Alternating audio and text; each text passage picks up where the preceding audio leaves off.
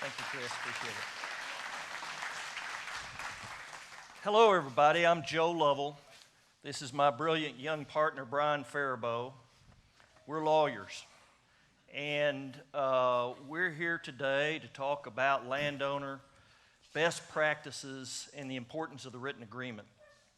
I want you to know that in our practice, me and Brian's practice, stop a second though. First, I want to thank Andy Holloway here for inviting us. Andy and I have been knowing each other since junior high. That's right. And went to junior high and high school together. Did you go to A&M like I did? I did not. I went to Texas Tech University twice. Recum Tech. But I like him anyway. And I was glad to see when he came back up to this part of the country, us having attended junior high and high school together. We did speak recently, and I have had the annuals shredded. So he's safe. He's safe. You're a Democrat, right? Depends. Okay. We're here talking about these things from the perspective of landowners, mineral owners, royalty owners. So understand that. You're hearing a broad perspective today. I've really enjoyed listening to Mr. Herrick and Mr. Hood this morning. But keep in mind that what we're talking about this afternoon comes from that landowner, mineral owner, lessor perspective. And also it will be focused on Texas law.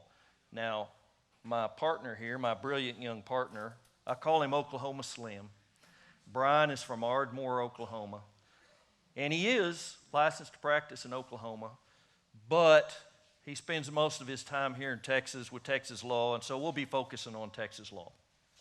We also, at the end of today, we've got some little one-page handouts that maybe some of you might find helpful. That is a real simple summary of some of these points that we're going to raise that we think are important things for you all to consider.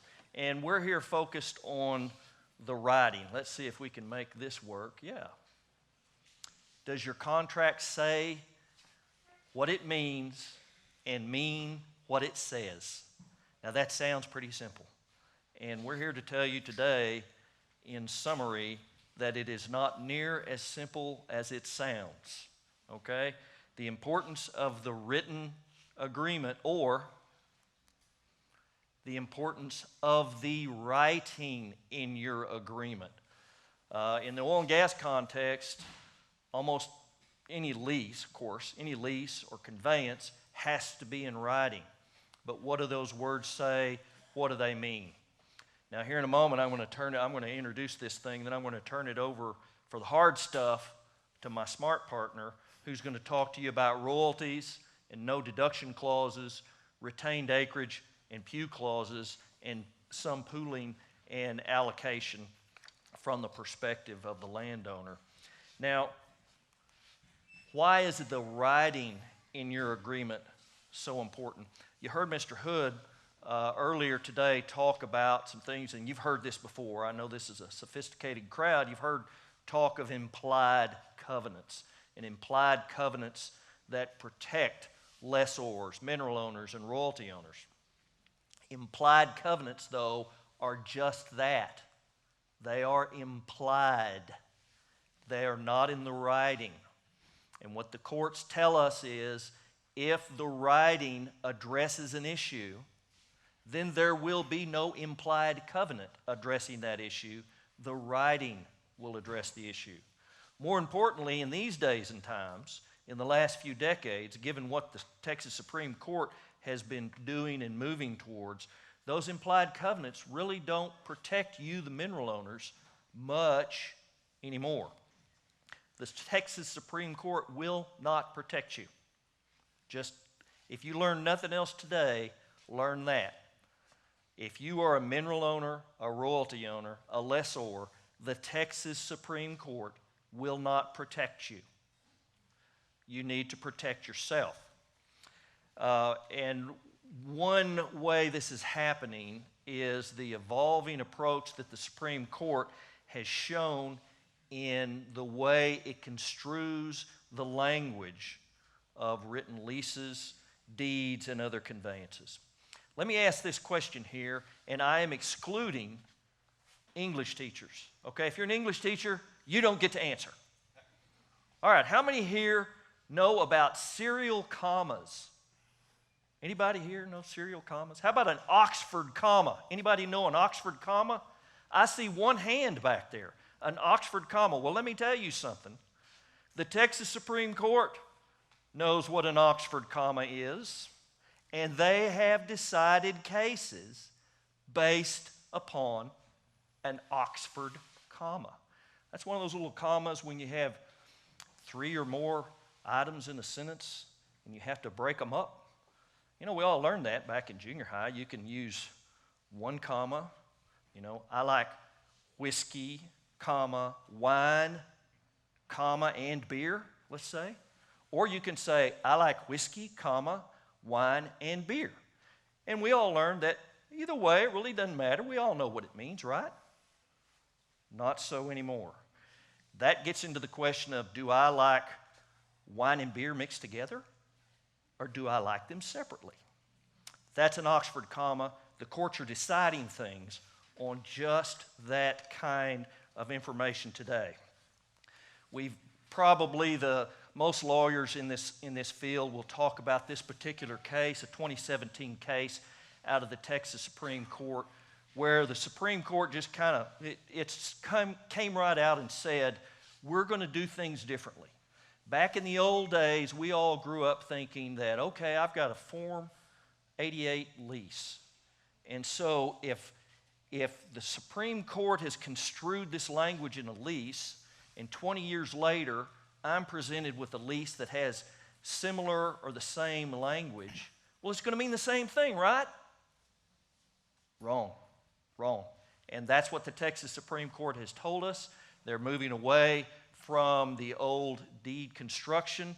What they tell us is that they focus on the intent of the parties expressed by the language in the 4 corners of the deed, and they harmonize all parts of an instrument, even if particular parts appear contradictory or inconsistent. Well, now, what does that mean? I'll tell you what that means. This means every one of you have probably heard this. If you've ever talked to a lawyer and you ask them any question, what's the answer? Always. It depends. That's right. That's what a lawyer will always say is, it depends. And that's what the Texas Supreme Court likes to say now. It depends, and that's what this means right here, surrounding context. The Winsky versus Ely case told us that they're not going to use any rigid, arbitrary, and arcane rules. They upends long-standing deed construction in light of evolving mineral deed construction jurisprudence, rejects mechanical rules and magic words.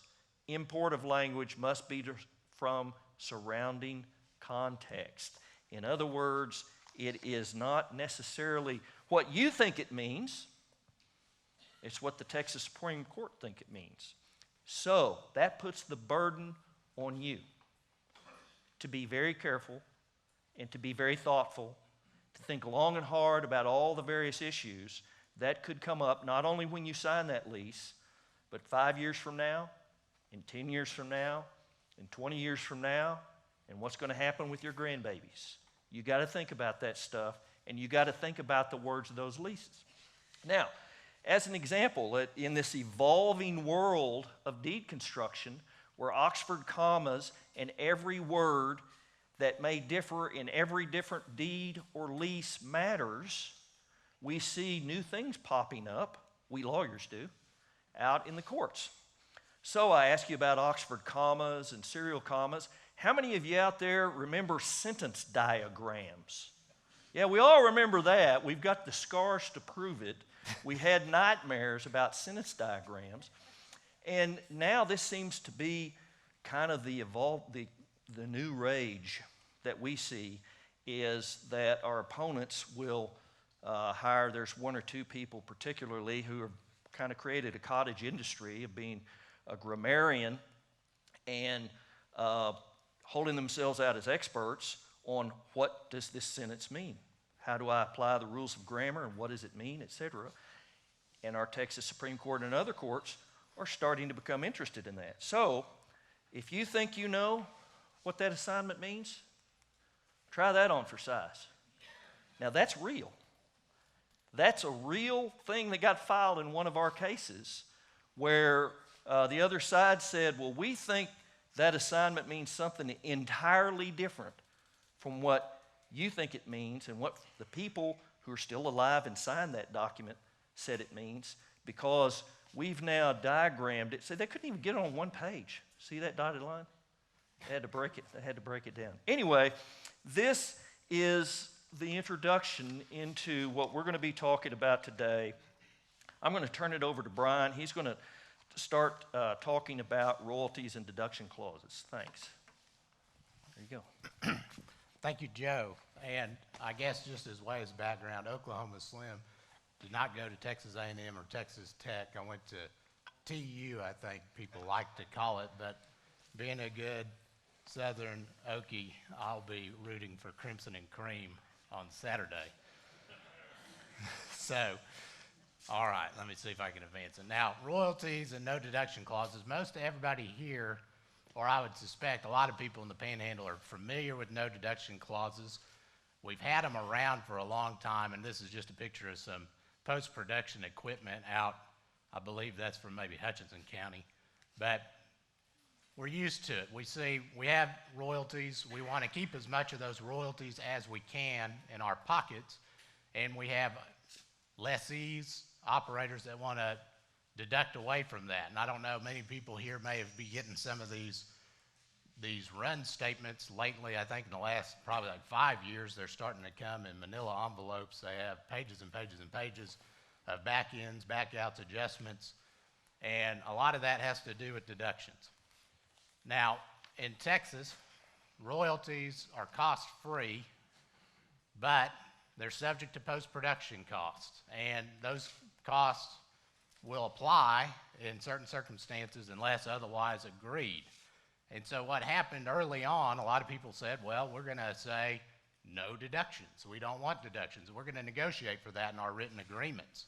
And in 1996, in the Heritage Resources versus Nation Bank case, the Texas Supreme Court gave us a little bit of a taste of what it means to read a contract in this kind of new evolving trajectory they have, and what it means to consider the whole text and surrounding context and circumstances. So in that case, in the Heritage Resources case, they had multiple royalties at issue, but I've picked out one royalty clause and its no deduction clause just to make the point. What you had in the royalty clause was what a lot of leases, a lot of Producer 88 leases have, which is a market value at the well valuation for royalty. And so it said you're going to get a 1/4 royalty, but it's going to be market value at the well. And then they added in particular, this provision that says, however, that there shall be no deductions from the value of lessor's royalty by reason of any required processing, cost of dehydration, compression, transportation, or other matter to market such gas. And this was taken all the way up to the Supreme Court. Do they get to deduct or not? Is the royalty due on a sales price without deductions, or is it due on something else? And what the lessee was saying is, well, we value it at the well. They net back. They say we may sell it down at the plant, at the tailgate, but we're going to calculate it back to the raw gas value at your well, because that's what we get to do. And we get to take out all these costs to get it to the sales point, despite your no deductions clause. And the Supreme Court agreed. They said market value of the well means what it means. It means that your valuation is at the well. It's a raw gas valuation.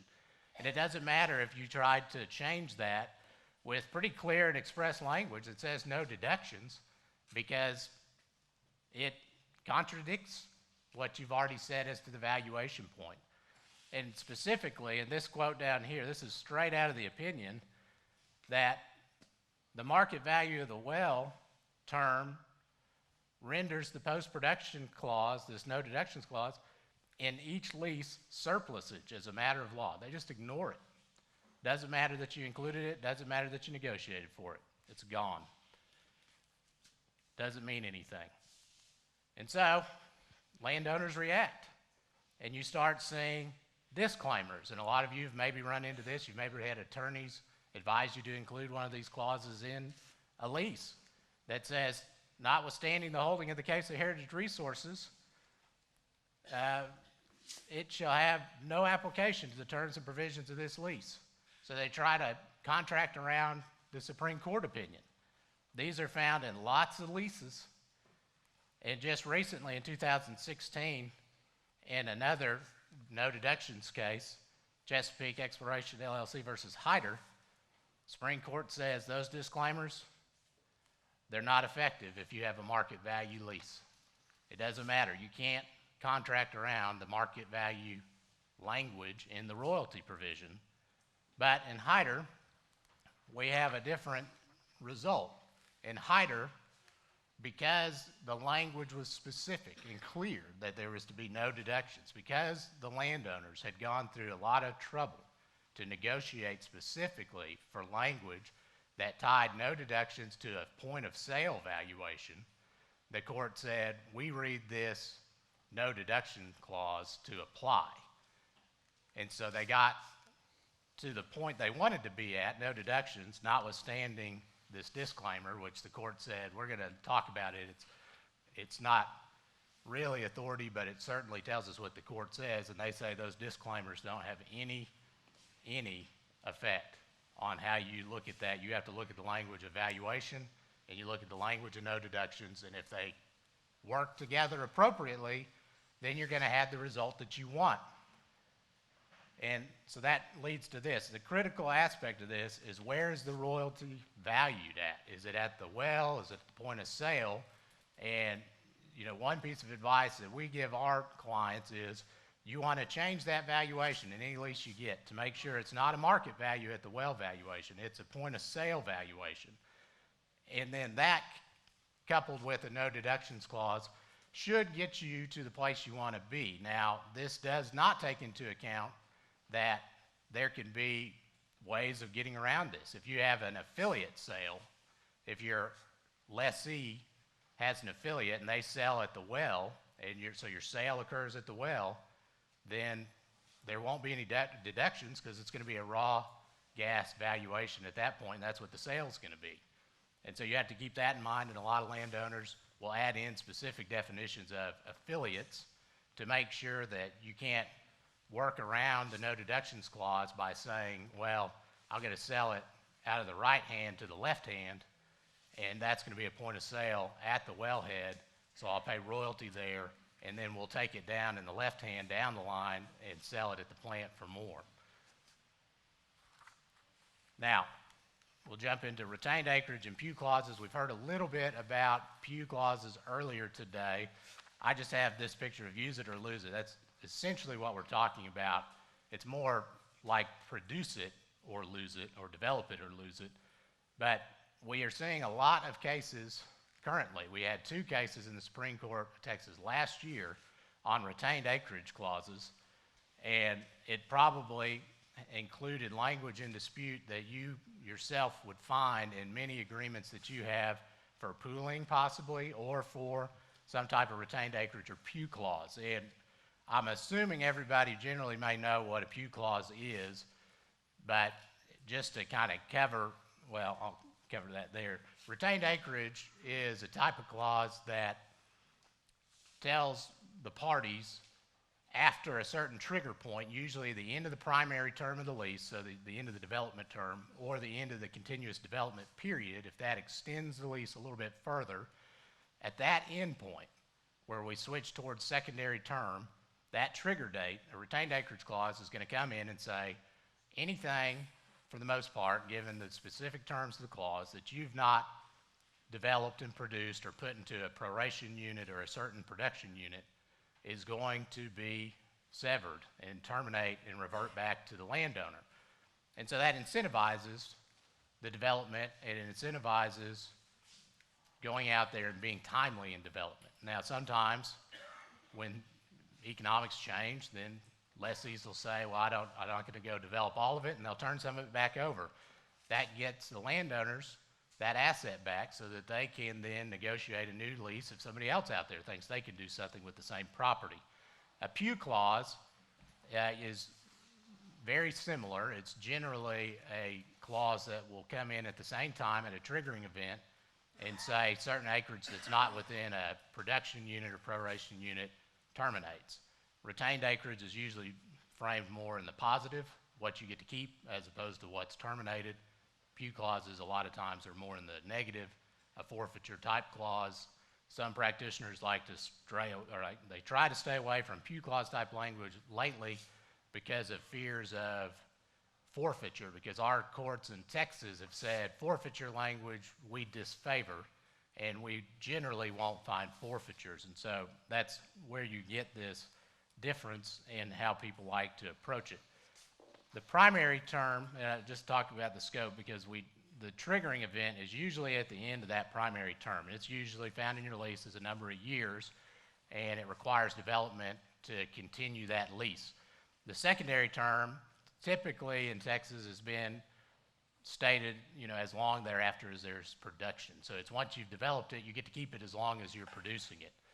And a lot of leases nowadays have continuous development so that the lessee, if they're in the middle of a drilling program, can continue the primary term, continue the leasehold as to all acreage while they are developing. And if there's a gap in development at that point in time, after so many days have passed and you don't go back out and develop another well, then the triggering event happens, and we're in the secondary term, and in a lot of instances, that's when this severance, either the retained acreage or pew clause, will kick in.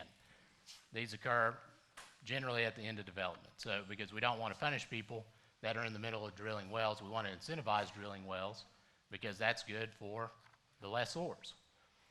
We just want to do it on a more quick time frame.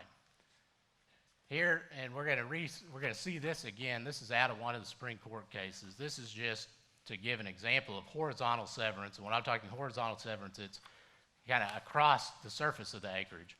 So in this section, the issue was you had drilling units that were platted with the Railroad Commission in the northeast quarter, and there was a lease that also covered the northwest quarter, but there wasn't drilling. And so under a horizontal severance, at the trigger date, if this isn't in one of these units that's retained, then this would disappear. It'd be out of the lease, it'd go back to the landowners.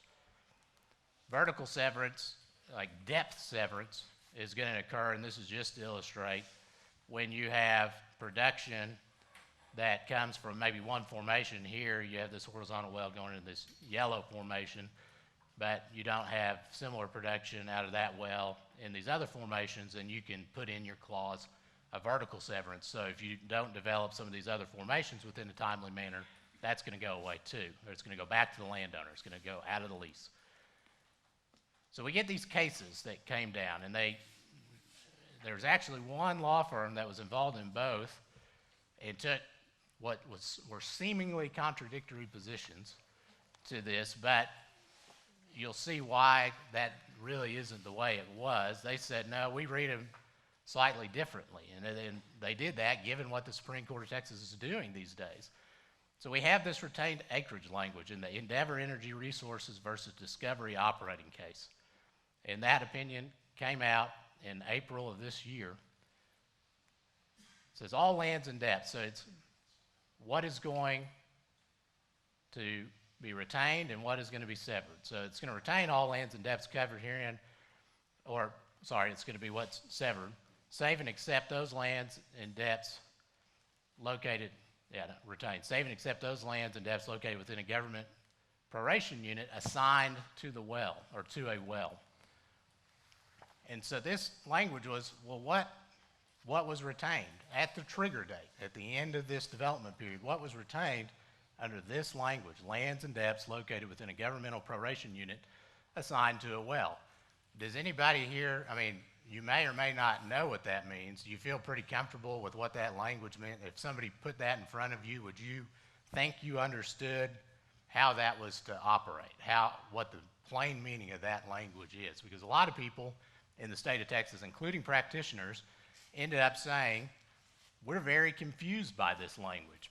And in fact, this case was denied petition at the Supreme Court of Texas, and its sister case was also denied petition, and the Supreme Court changed its mind because so many people stood up and said, we don't know what this means, and this is in a lot of documents that we have, and we don't know how to read this given what these diverging views of this language are, and so we need an answer.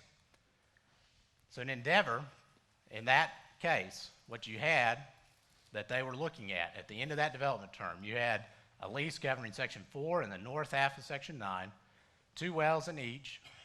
The 2 in Section 9 were in the northeast quarter, and we saw that a second ago, and 2 in the southeast quarter of Section 4. And they filed plats, as they're supposed to do, P-15s with the Railroad Commission, and they designated proration units. And this just shows you what they filed. In Section 9, they filed a plat here for that first well and here for the second well.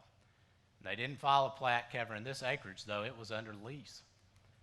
And in Section 4, we see 2 more plats and more acreage. It's not under a platted proration unit.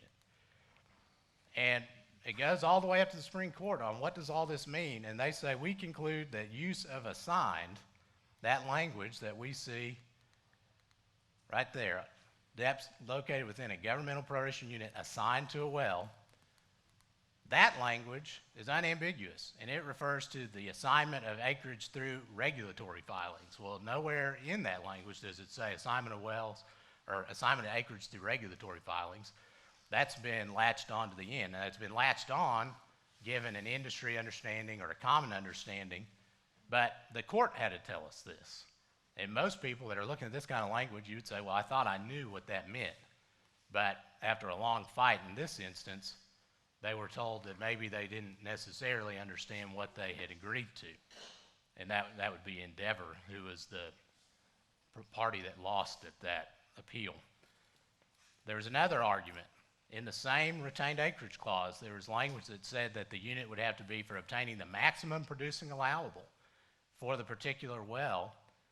And, you know, in hindsight, where we see for the particular well, we see that that may mean that for different wells, the maximum allowable could be different. And that's what the court said. This isn't the max allowable for any well, it's for particular wells. This matters because under the field rules, Endeavor could have had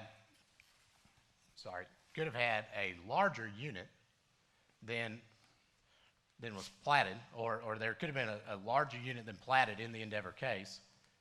And they said, so the max allowable would have been that larger unit, even if that's not what we went for. Court said, we don't care. The plain language is what it is. Round 2, this is out of our country. This is out of Wheeler County. In our court here in the 31st District, you had XOG and Chesapeake Exploration arguing about a different retained acreage clause.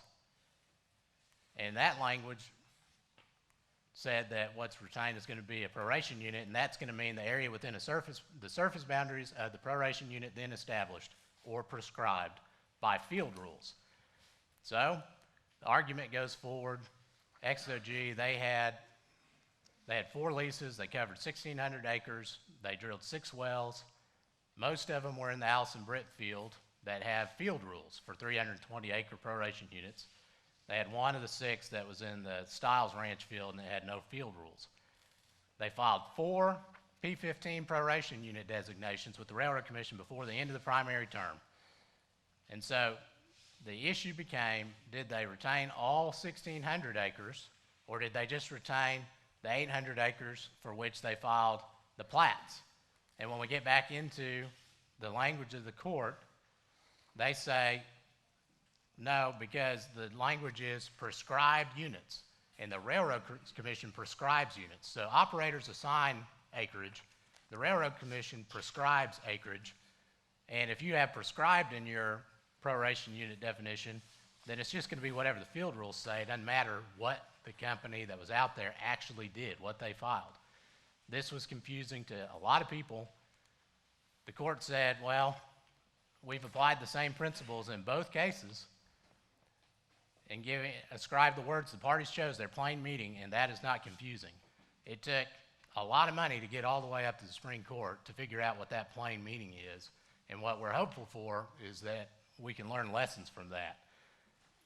As landowners, we want to try to stay away from language that is tied to different regulatory language or regulatory requirements, because that could change. We don't necessarily know what it means. We may not know what the language we've said means. I suggest using specific formulas, amounts, and depths, given the information we know. Try to carve everything out that you don't have to agree to, make it specific, and just as a general rule, if you can't explain the meaning of that provision to a friend or a relative over a cup of coffee, you probably want to go back and look at it again and make it more clear, easier to follow, because somebody in a different court or somebody else is going to tell you what that means, and it may not be what you thought. Now, pooling and allocation agreements, and we heard earlier, I use the term allocation agreements. A lot of these agreements are called production sharing agreements, and that's just the terminology I use inartfully, just to say that we're talking about multiple tracts being crossed by one long lateral. This is an example. It's very hard to see of a 9-tract lateral down in Madison County, where we have smaller tracts that people have. Up here, we have a little bit less of an issue with this because we have large tract owners, but it still happens. Now, pooling authority, it's generally found in the lease here in Texas. It's not regulated by the state in the same way. There is the Pooling Act in Texas, but it's of a limited use at this point, or at least historically it's been. There are, I believe, some operators that are starting to try to use that down in the Permian, and they feel like they may be effective. Now, the size of the units in a pooling agreement, again, same kind of consideration. Make it express, make it formula-based. You can make it field rules-based, but be careful of language like proration unit prescribed or maximum allowables by those rules, because that's where we get into what does that really mean. And I've seen a ton of leases in our neighborhood, in our neck of the woods up here in the Anadarko Basin, that tie to prescribed rules, maximum allowables, and we don't necessarily know what that's going to pan out to be until we have somebody else tell us what that language means.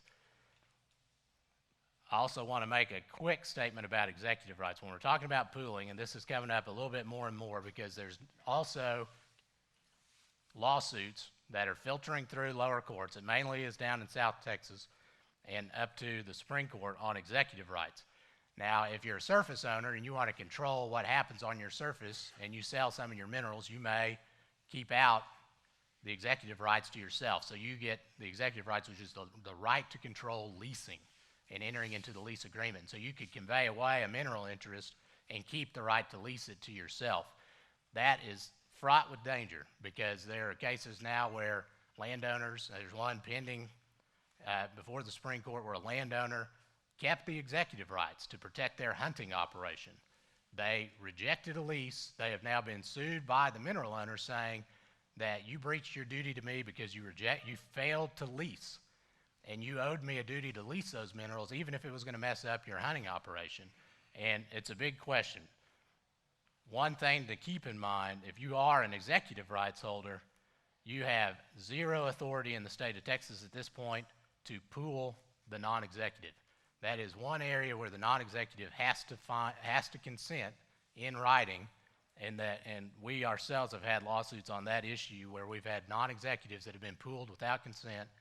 They get angry, they feel like they're deluded, they go forward with the lawsuit. Here's another example. We saw one earlier of a Barnett Shale pooling.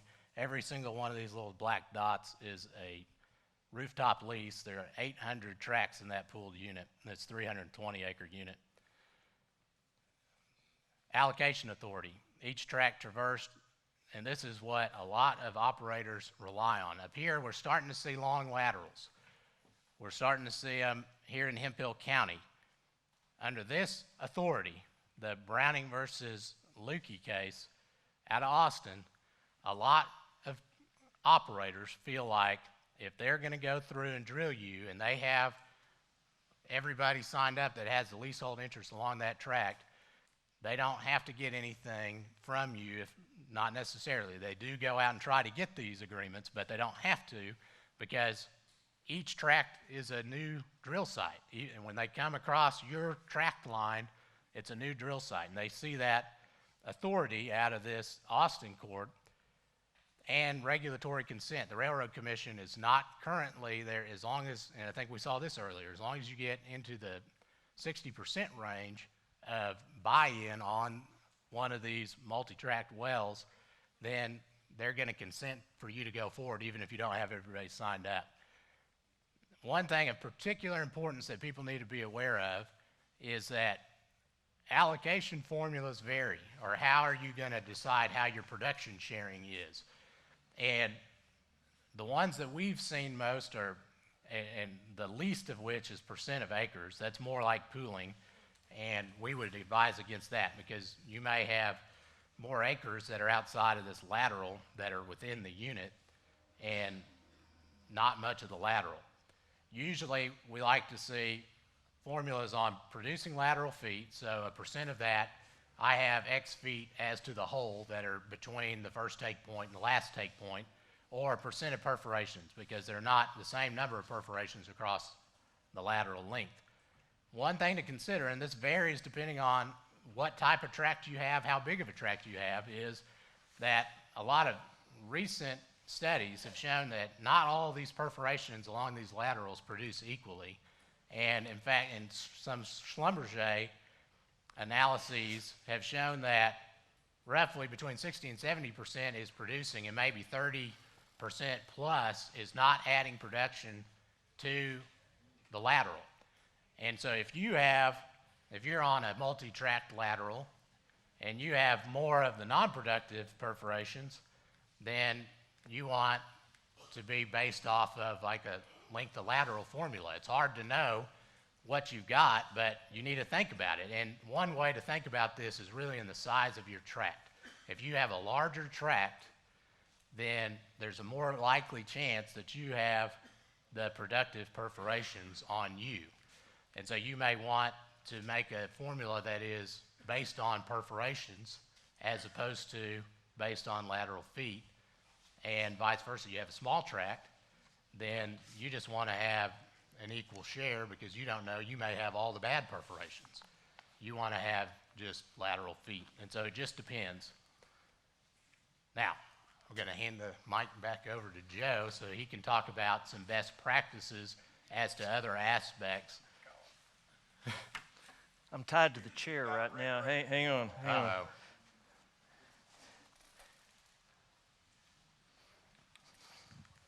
I'm free. All right. Yeah, just put it right there. Chris, if I start running out of time, just set me down. Okay, we're going to run through just some quick things for everybody to be thinking about if you're a lessor, mineral owner, or royalty owner. Won't spend a whole lot of time on any of them, but a few things. Lease term issues. The secondary term duration that we mentioned here, as most of you know, the primary term, as Brian said, the primary term is where you see this lease is for a term of 2 years and as long thereafter as oil and gas is produced. That term of 2 years, that's the primary term. The secondary term is as long thereafter as oil and gas is produced. So something you need to be thinking about is how you are defining the duration of that secondary term.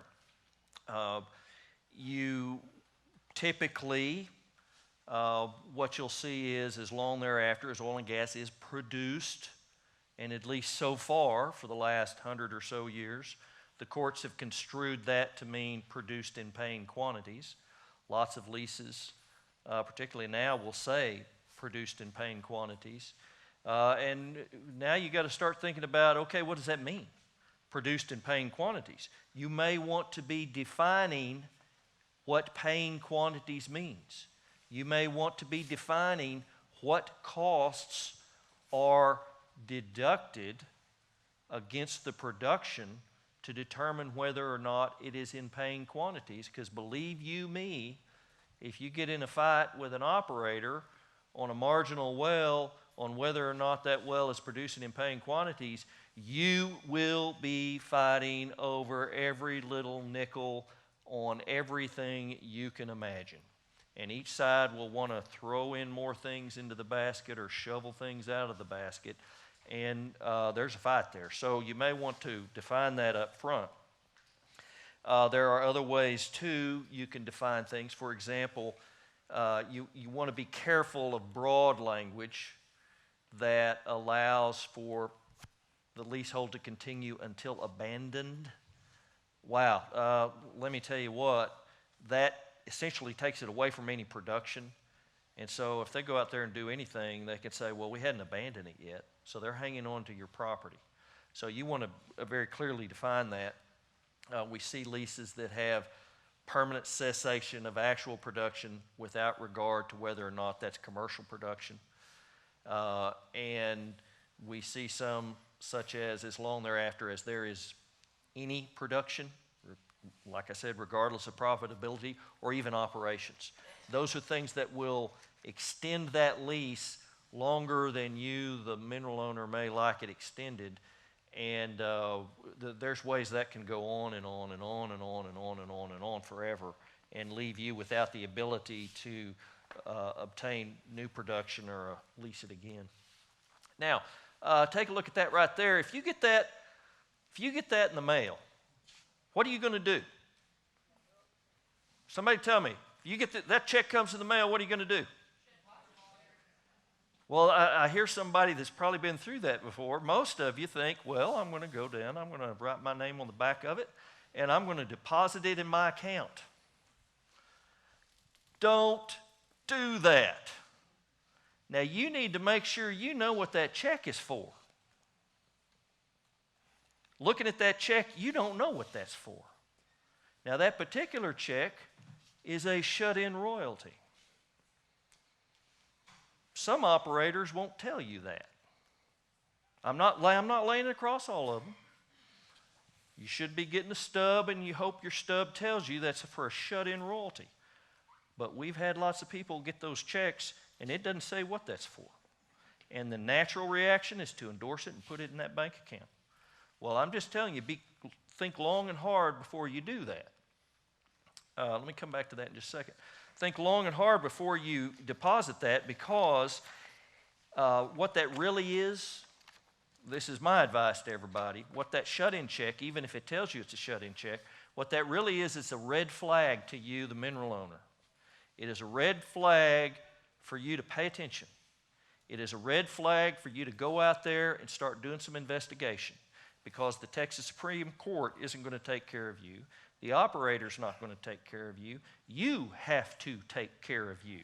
So you want to do some things. When you see that, you want to start pulling up, go to the Railroad Commission website, start pulling up production, see what the production is on that well. Why is it they're wanting to shut that in? What's that production history been? You may want to, if you live nearby, run out there and take a picture of that well site. See if you can tell if there's been any activity out there in a long time. Pull out the lease. Go find the lease if you don't have a copy of it. Every single one of you, if you're a mineral owner, if you're a royalty owner, if you do not have a copy of your lease, I'm telling you today, go get a copy and keep it, because you're going to need it one day. And getting a check like that is one of those days when you're going to need it, and you're going to want to look at that lease and see, do they even have the right to perpetuate that lease by sending me a little old check. Okay? So that's what that means when you get a check like that. That check is your invitation, and you should feel urgent about investigating why you're getting the check. And that's not necessarily to say that there's anything wrong or anything untoward going on. That operator may have every good reason in the world and every right to perpetuate that lease, to go shut in that well and perpetuate that lease with that shut-in check. And that's okay if they've got that right, and if the original lessor negotiated that right, well, that's okay. But you want to make for sure. If you don't, and it turns out that that should not have been a valid shut-in, then by depositing that check, the first thing you're going to hear afterwards is, hey, you ratified that because you accepted the money, you signed it, you deposited it in the account. So think long and hard about it and do some investigation. Now, closely connected with that, many of us have done it. And we all get those letters. If you get a royalty check, you get a letter at least once a year that encourages you to sign up for their direct deposit system. And yeah, it's easy and you don't have to worry about it, and it's cheaper for the oil company and it's less hassle for you, but it also throws over these things the cloak of darkness. You don't know that check didn't come to you in the mail. It just got deposited in your account. And you may not even know it's there. And that may come back to haunt you. So think long and hard about that direct deposit. One thing getting that check every month does is it forces you to think about this and to think about what's really going on and to think about how much do I know and how much do I need to know. Okay, here's things I already said. Figure these things out because it's on you nowadays. Nobody's taking care of you. Here's something else for you to think about. One other thing. One thing I want you to think about in connection with shut-in royalties is that, at least as we stand here today, the law has long been that in order for a shut-in royalty, that little guy right there, in order for that shut-in royalty to perpetuate a lease even though there's no production after they shut it in, there has to be a well capable of producing and paying quantities. Okay? That's one reason, that's the big reason that if you get one of these, you want to look into what was that well doing up until the point it was shut in. When was it shut in, and how does that fit in with the language? Okay? So, now, another thing to be thinking about when you execute a lease is the property description.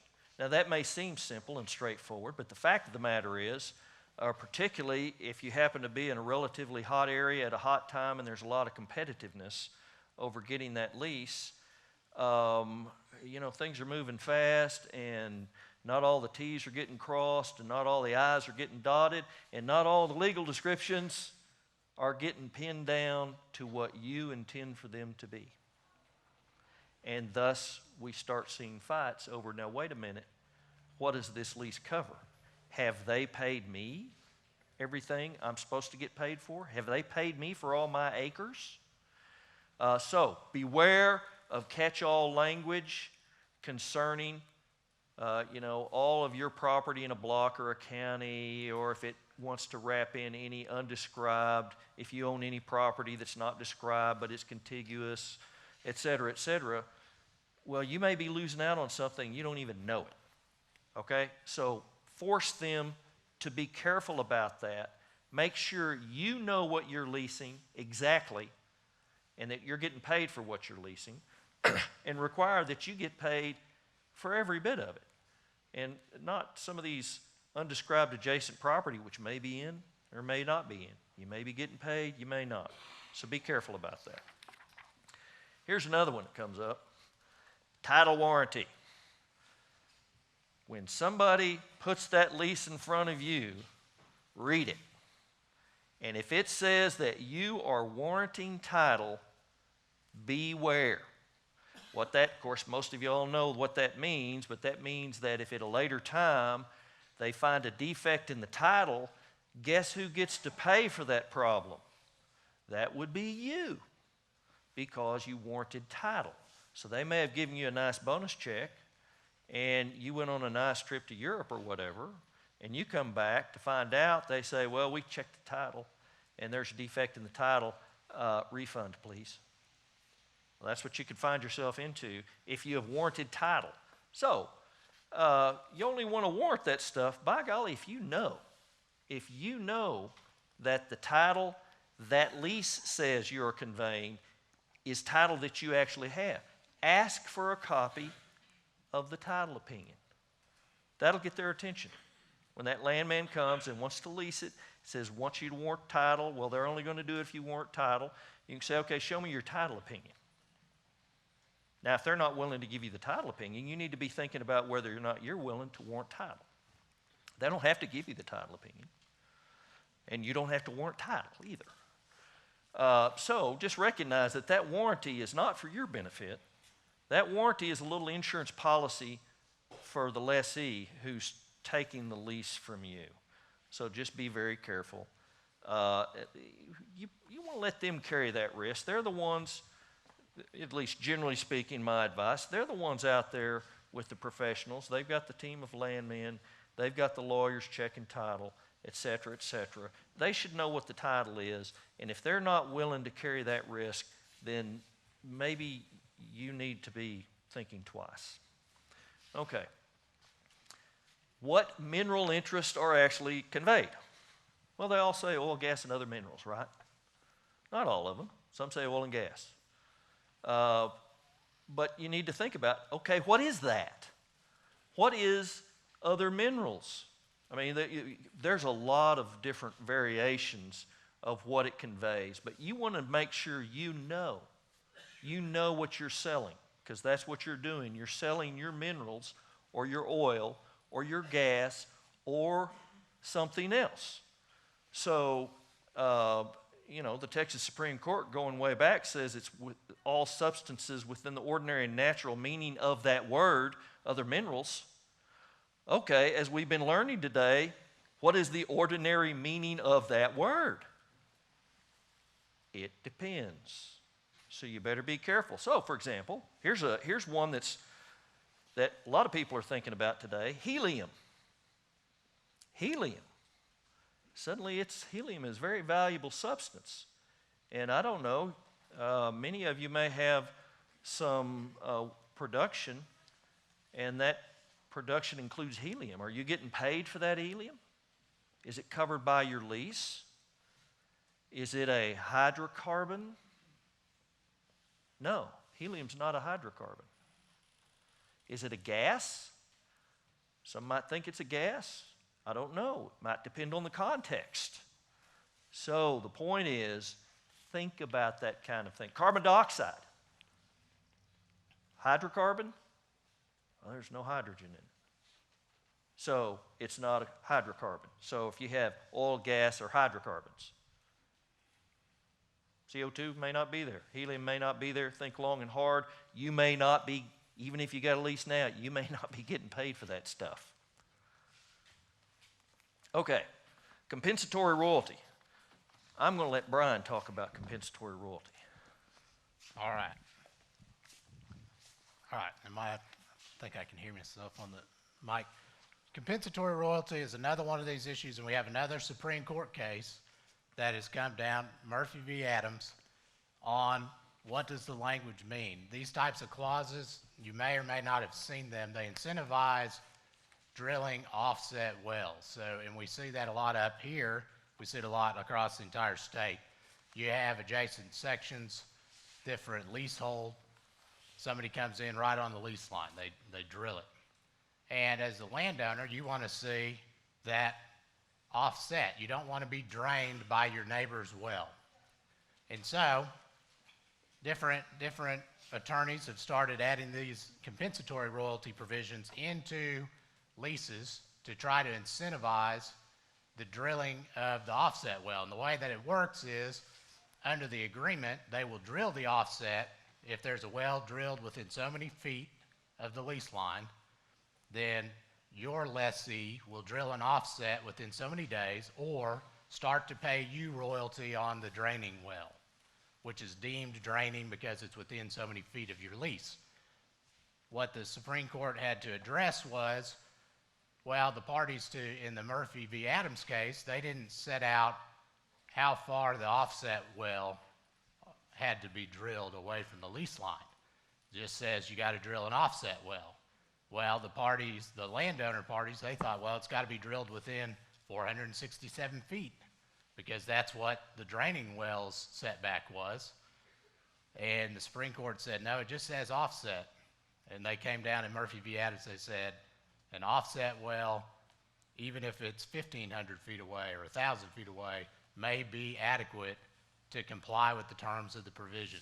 And so this is another instance where being very specific, we now learn, is critical. You may not know what your provision means, and you may be trying to put this in there to protect yourself, and it may end up falling flat, especially after long, extended, expensive litigation.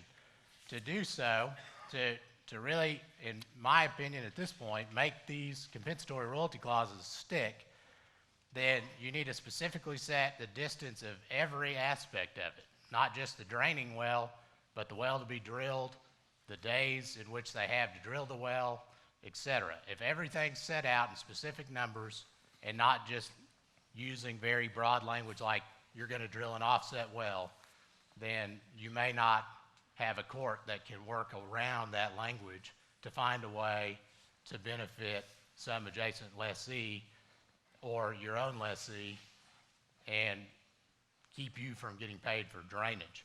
Now, drainage, I mean, it's becoming more of an issue. We have fracks that are being shot from wells. We heard earlier that sometimes these fracks can be really big. Sometimes those fracks will cross the tract line.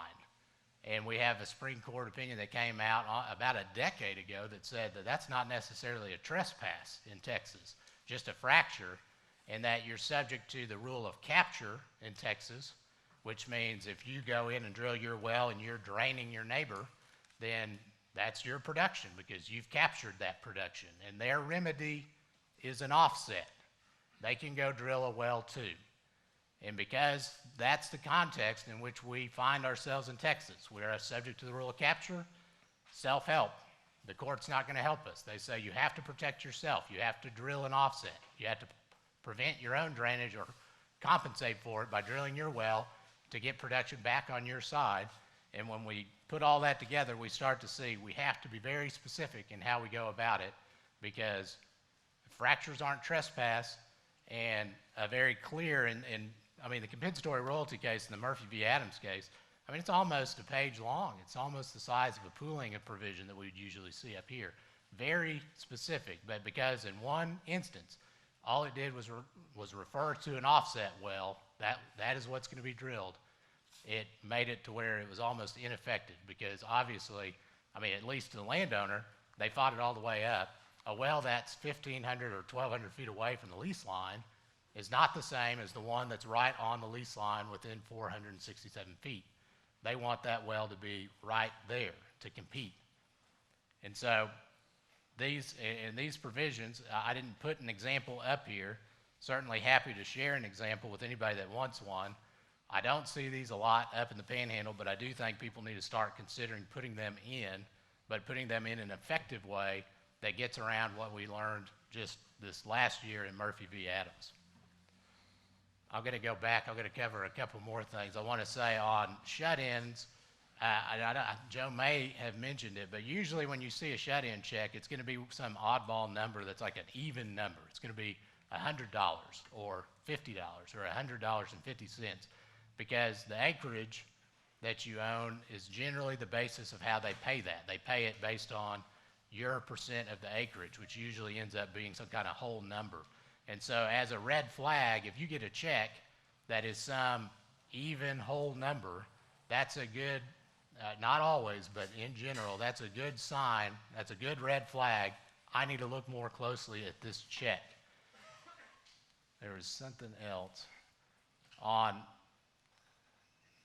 the mineral interest, or I'm sorry, it was on property description. Another set of circumstances, hopefully no one would find themselves in this circumstance here, but with all of the heated activity and leasing going on, prices are going back up, solicitation letters are going back in the mail. People may receive those. I know my family receives them all the time where they say, we want to buy your interest. And they'll give a deed. And sometimes people, and hopefully no one in this room would do it, just sign the deed they send. But you also want to be careful. And a lot of those deeds that I've seen, they cover all kinds of personal property, not just real property, including, importantly, suspense funds that you may not know about. You may have inherited some interest from some far-flung county from some far-flung relative, and all of a sudden some landman has figured out that you have, and they send you one of these letters. And you may have a suspense fund that you don't even know about. And we've had cases like this where the party was solicited, signed the deed. The deed was incredibly broad in nature in what it covered. But they wanted their $5,000 or whatever small amount that they signed. And in one instance, they signed $5,000, or they got that, and what they exchanged was an interest and over $100,000 in suspense funds. And so, but in Texas, where the courts say you got to read your contract, doesn't matter if you understand it. And I'll say this, Oklahoma courts dealing with the same contract rescinded the contract in a very similar case. The same soliciting party, they said, we're not going to go forward with this. In Texas, the Texas courts have said, you are free to contract for yourself, and we will not come in and rewrite your contract. They will not save you from your own mistakes. If your language says you've sold your suspense fund, they're going to stick that to you and make you stick to the contract that you signed. And so that's another reason that we're having this discussion today is like, what's in your writing? It's critical because the court is saying you're on your own and we're going to read it the way we want to read it, but we're not going to let you alter it or say I didn't understand it and save you after the fact. Hand it back over. Chris, how much time we have? You're good on time. We'll take questions when you're ready. Okay. Couple things. I'll skip over that real quick, but there is something I do really want to get to that I think is important for people. Old production.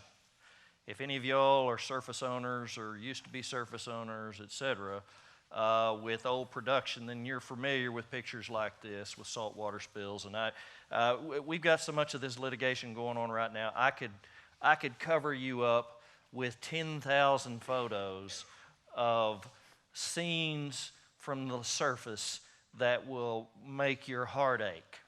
Okay, how does that happen? And why does that happen? And what can you do about it up front? That's what I want to talk about for just a few minutes. Assignment clauses. Now, I can tell you every operator, when I just showed that, something just happened in them. They felt this surge and thought, oh, no, my gosh, we can't ever deal with that. Contracts in Texas, unless they say to the contrary, are freely assignable. And we all know that. Somebody will come out, take a lease from you. It'll be one company. That company assigns it to, some other company, whoever it may be, who may go out and get a great well, and they'll produce it for 4 or 5 years.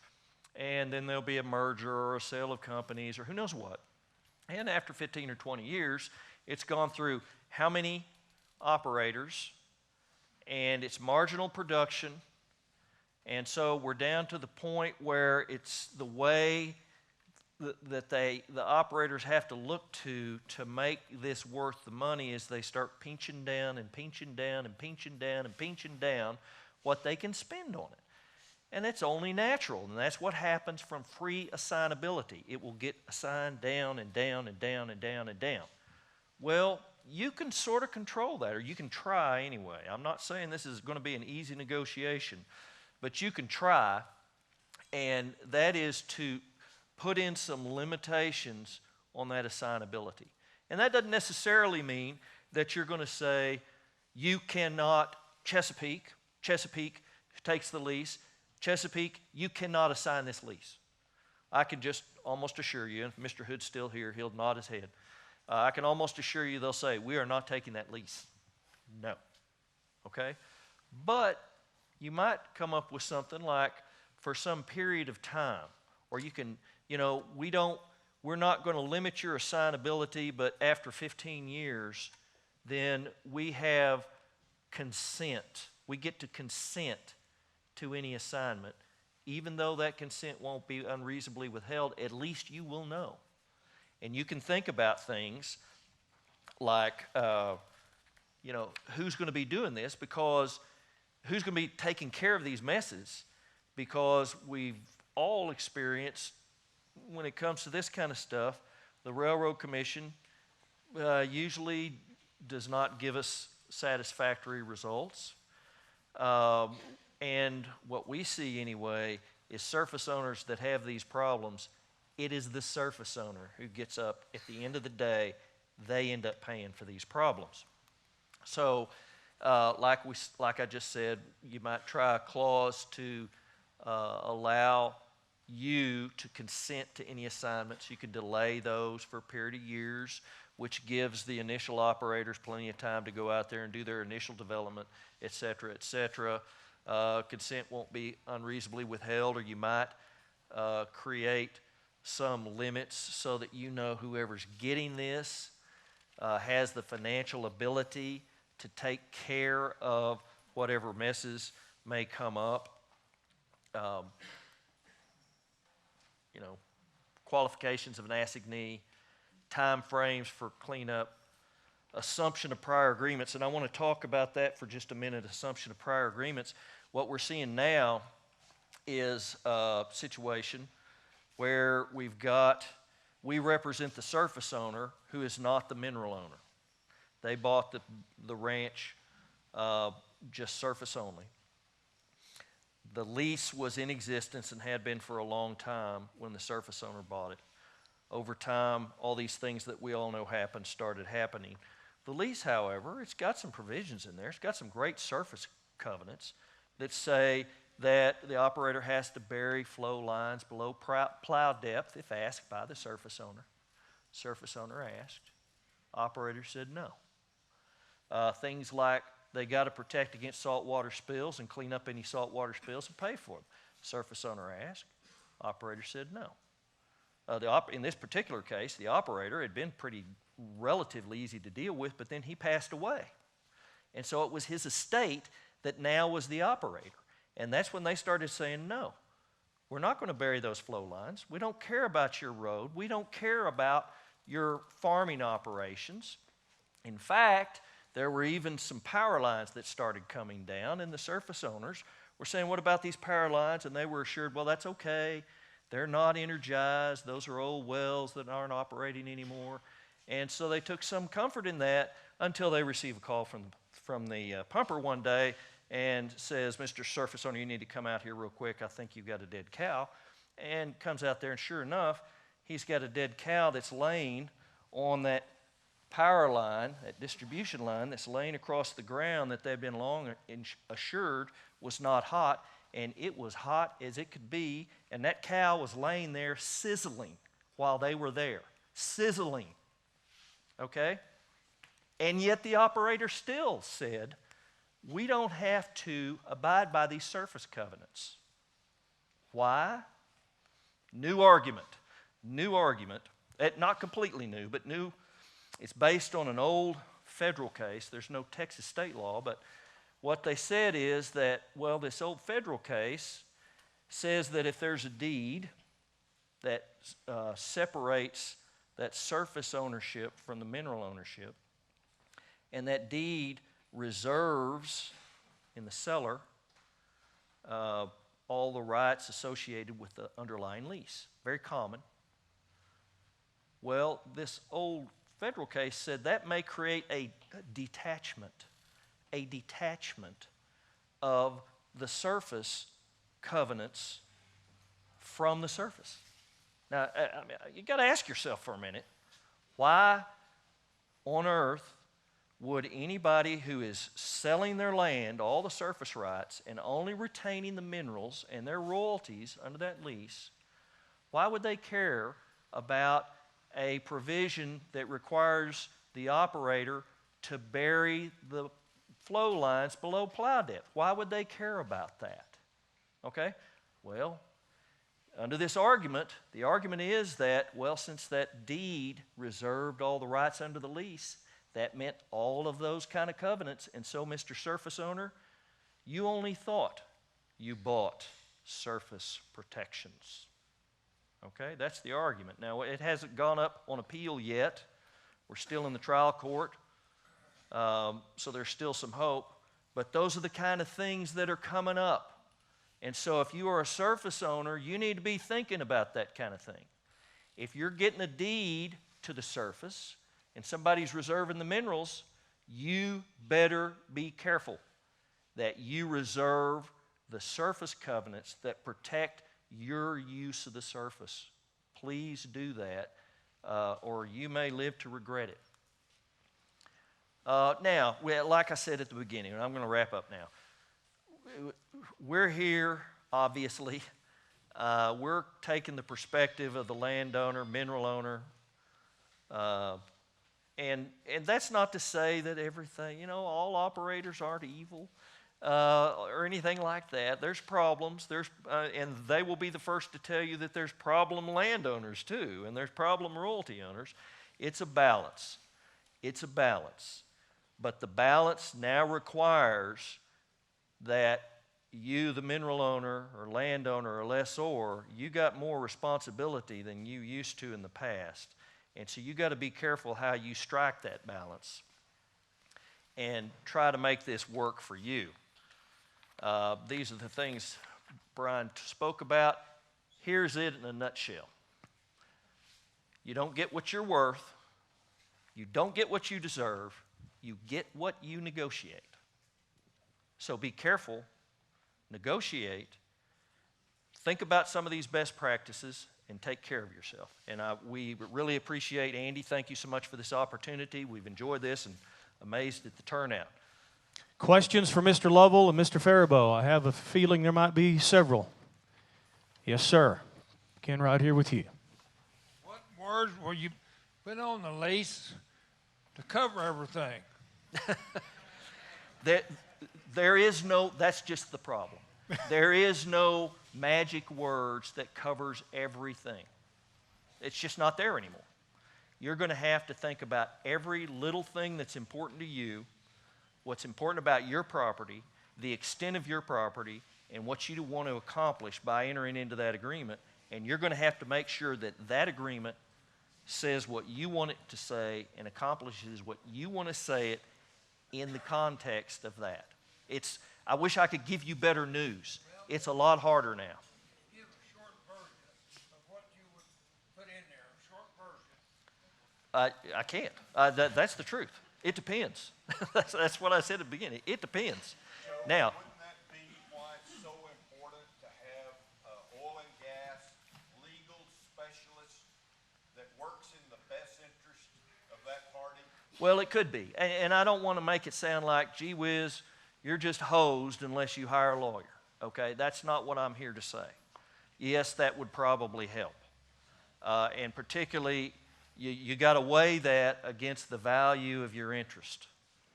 You know, how much it's worth and how much you think you need to and are willing and should spend for any kind of professional help. But there's things you can do short of that. One thing is make sure you make use of all the resources that are out there. Know what you've got. For example, Brian, tell them about you wanted to talk about the land office. Sure. General land office.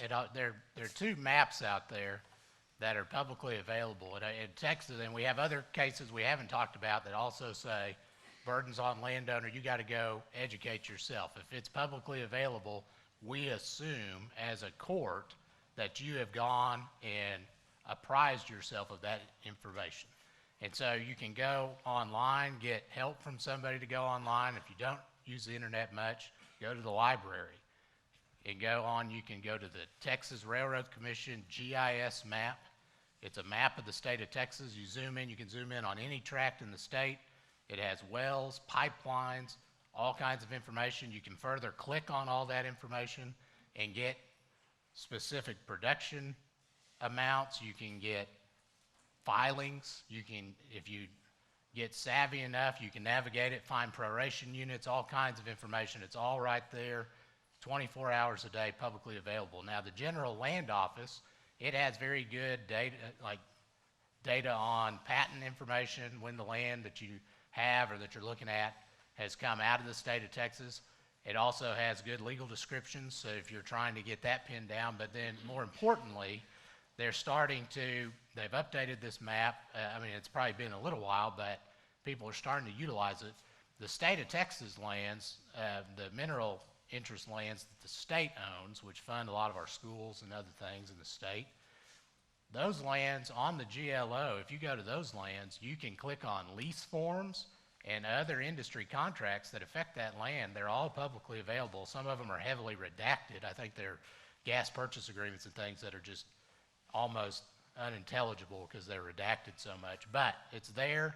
You can see what some of these other, I mean, the state of Texas, it's looking out for itself. You can see what they're doing, what they're requiring on their lands, generally down in the Midland area or in kind of southwest Texas, and see what their terms are. And they've got lawyers, and they're staying on top of things too. So you don't have to go to another lawyer. You can if you want. I mean, it's better, depending on your interest size, to have your own counsel, but you can go see what other people are doing, and you can see what the state's doing, and generally it's pretty well funded to protect itself. All right, we have another question. Sir, go ahead. We have some wells that need to be plugged, and the companies know they need to be plugged. They haven't produced, but we did not put in our leases 25 or 30 years ago that said when this well ceases production, it will be plugged within 3 years or so. There's nothing we can, Railroad Commission has, does not tell them to go ahead and plug them or anything, do they? There are requirements that are in the regulations on plugging, but, and I think there was an earlier slide that said that the Railroad Commission protects late-term lessees pretty well here in the state of Texas. They want people to extract every last drop that they can. And so they get a lot of time for those plugging requirements to come into effect. The fastest time frame for plugging arises when the lease terminates. So if there's no production, if there's some argument that there's no longer a lease, then that sets in motion I think it's about a 12-month period in which they have to plug the well. If they don't, let's say they're bankrupt or otherwise not financially viable enough to plug a well, then you may be on a waiting list with the Railroad Commission in the state of Texas for the Unplugged Wells Fund for years. You can help yourself and do it yourself, clean up a site after the lease is terminated and get the well plugged and go and seek compensation from the state for that, but you got to come out of pocket for that, and you may not get everything back that you invest in that process.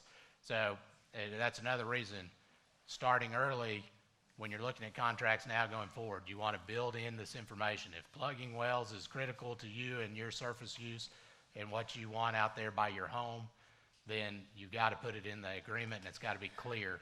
The requirements have to be clear. And let me touch on that, not necessarily specific to plugging, but there is actually a relatively new statute in the state that gives to landowners, surface owners, a cause of action or a right to sue an operator for violations of the Railroad Commission rules. Okay, and not many people know that. We all think, well, the Railroad Commission ought to be taking care of it, and that's that, and if the Railroad Commission won't do anything about it, there's nothing I can do. And that's not necessarily so. For example, one of these lawsuits we're in right now, we're under that statute. And that statute, the Natural Resources Code, for example, the Railroad Commission rules and regulations are designed to protect against waste. We all know that, right? Waste. Well, the statute defines waste to include unnecessary fire hazards. Okay? Now, how many of y'all here who own surface know about fire hazards? Everybody up here knows about fire hazards, and everybody up here knows about the risks associated with particularly older production and the rundown facilities that often accompany older production and the fire hazard that creates. Well, if it creates a fire hazard, you, the landowner, the surface owner, have a private cause of action to sue that operator to fix it. Okay? The statute also says that the operator has to construct, maintain, and operate its facilities in accordance with the National Electric Code. Okay? So, for example, that sizzling cow that I told you about before, our landowner has a cause of action for that. Not only does that create a fire hazard, that is in violation of the National Electric Code. And so the statute says they have a cause of action to sue that operator directly for that. And so there are self-help measures you can use if it comes to that. Well, and then that statute actually covers all Railroad Commission rules and regulations, not just waste. And so if there was a plugging violation or a failure to plug, and you could establish that, then you would have that private cause of action for that violation. Go ahead, sir. Some of us are surface owners but have no mineral rights, and we've not talked about, I've got some property that's been bought without any minerals. What recourse do I have, and what, my house sits on one such section of land like this, and we're always scared that somebody's going to drill a well. Right now there's no production in that immediate area, but what about the landowner that doesn't even know who owns the mineral rights? Well, and I'm sorry, but I got to start out saying the usual lawyer's answer and now the court's answer, and that is it depends. And so you're going to have to find out things like what do those instruments say that separated the surface from the minerals. Okay, generally speaking, the mineral estate underneath you is the dominant estate. All right, so that means they have a right to reasonably use your surface in order to access, develop, and produce the minerals. But they can only do that reasonably. Now, therein lies the word over which most lawsuits are fought, and that is what is reasonable and what is not reasonable in terms of use. And so, I mean, that's kind of the basic premise, but if there's different, it's going to depend on what the provisions are in the lease, in the deeds that sever those minerals from the surface, et cetera. Okay, so. These leases have run out because there hadn't been any production. What control would I have now if a new production company came in and wanted to lease some of this land? Not much. Not much at all. And whether or not you have any is going to depend largely upon what those underlying conveyances say. Generally speaking, though, you're left to that reasonable use doctrine and subject to the dominant estate that's below you. All right, another question? Uh-oh. Hey. Uh-oh. These guys know who I am. So Yes. my name is Salem Abraham, for those of you that don't know me, and I've worked with these guys for over 20 years, and I want to add one thing to your it depends. It depends on who's on the other side of the lawsuit, is what I would say. Over the past, between 2012 and 2017, we sued BP on a lease up here, 2,200 acre lease. And it was interesting, the BP attorney told me before the jury trial at Lipscomb County, he said, I told him, I said, we stepped in a side room and I said, do you not want to have any interest in settling this deal? And he said, no, Salem, I don't think we do. And I said, will you explain to me, what am I missing? Because I think you've got a horrible case. And I think there's no way you win here with this jury. And they said, well, you're probably right. You probably do well here with the jury. And you might even do well at the Court of Appeals in Amarillo. But ultimately, this thing's going to be decided by the Texas Supreme Court. And when we get there, we think we win, and so the first two rounds don't matter. And I said, well, I'm an odds guy, and I'm a math guy. And I know the odds of getting in the Texas Supreme Court are 10%. Once you get in, there's 80% chance you get a reverse and render, reverse and remand. So you've got 80% of 10% is 8% chance. You're betting all the marbles on 8%.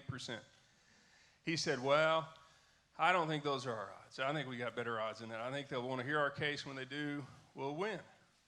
So that was 2013. 4 years later, everything happens exactly as he says. We win at the Court of Appeal, or we win at the trial court. Lipscomb County, they say, yeah, no, this lease is dead. We go to Amarillo Court of Appeals, lease is dead. Texas Supreme Court comes up with a very novel way to say the lease is not dead. BP wins. So me being a math guy, I went home and I worked with a bunch of guys that we like to crunch numbers just for fun. We're used to losing. We lose a lot. We lose 20 times a day before lunch on trades, but we don't like misfiguring odds. And I said, what did he know that I did not know? And so after I ran the numbers, we ran the numbers on 10,000 cases. We ran donation data for 11 years and case data for 10 years on the Texas Supreme Court. And what we found was, if you're a $1 billion company and you have one of 9 lawyers who are the big donors to the Supreme Court justices, so $1 billion, the right 9 law firms, you have 5.4 times better odds at the Texas Supreme Court than regular Texans. So that's the piece that, you know, I think this room ought to think about, is just the system we have in Texas. It's a political system at the Texas Supreme Court. And so it depends on the politics of it. It depends on how that goes in. What I've told people, I said, I wouldn't sue anybody richer than me in Texas. It's a mistake. And that's a sad fact. And the reason you mentioned in Oklahoma, across the border, they interpreted it differently. They have an appointment system. They select their justices differently, and they prohibit their justices from engaging in politics. Our Supreme Court justices, and really all our judges, but we didn't find it at the Court of Appeals, we didn't find it at district level. The Supreme Court of Texas, politics is strongly at work. We did the numbers, we did the math, it's a fact. And the only way it changes is if Texans ever say, hey, wait a minute, we want something different. And it's kind of like that movie, A Bug's Life, you know, where Chopper, he says, if those ants figure out they outnumber us 100 to 1, our way of life is over. Remember that, the line? And I've got 8 kids, so I see a lot of animated movies over the years. So I like that line because I'm like, you know, if regular Texans figure out the $1 billion companies with the right 9 law firms have a very different justice system than the rest of us, then I think the rest of us can change it. We've got enough votes to change it, but I think no one understands the problem. And so that's it depends, as we've all found out together. And so, yeah, it's a little frustrating. So, yeah, I would play in Oklahoma where you can get a fair judge. What are you going to tell us next? The Clintons have a different law system than we have? Anybody else with a question? There's a news flash. Anyone else? Yes, sir.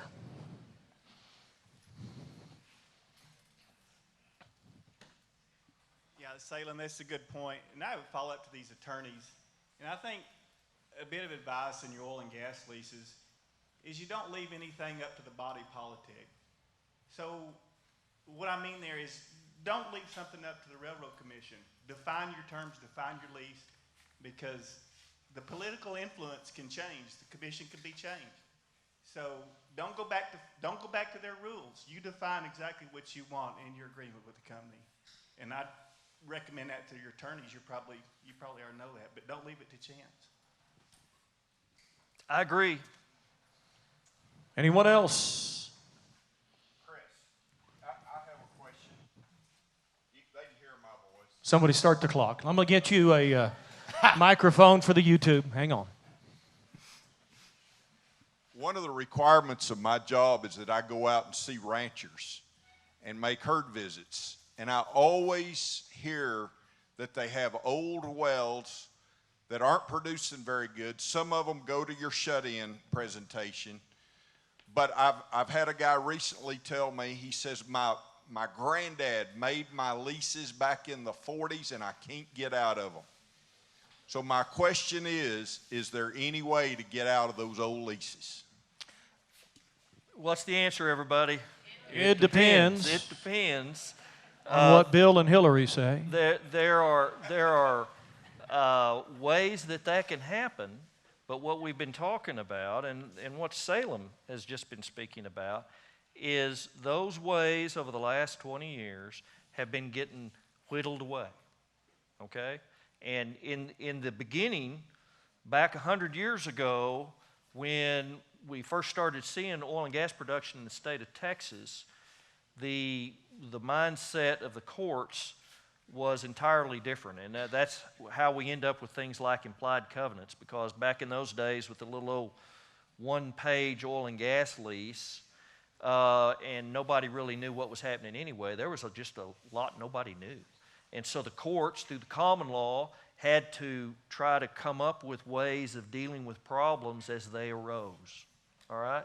And so there were a lot of built-in protections for landowners and royalty owners. It just were. The courts tended to look their way when things happen.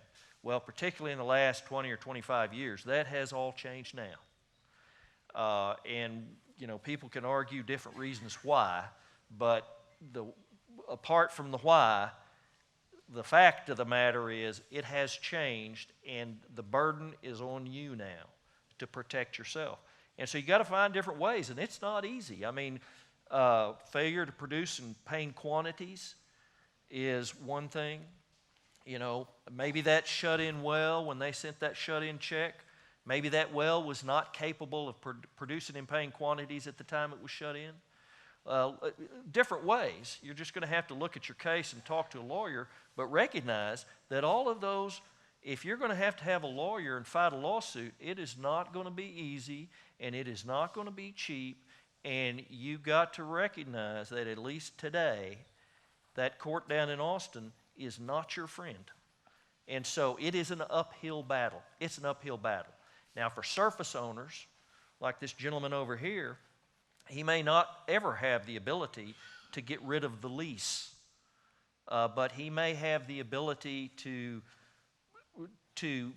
rattle that operator's cage and to use some self-help under these statutes in the Natural Resources Code. But again, that's not cheap, and it's not easy, and they may fight like the Dickens. And this particular case that I'm working on right now, he's worked on several too, but this particular case I'm working on right now, it's just a situation where the families, they've got enough money to pay for the fight.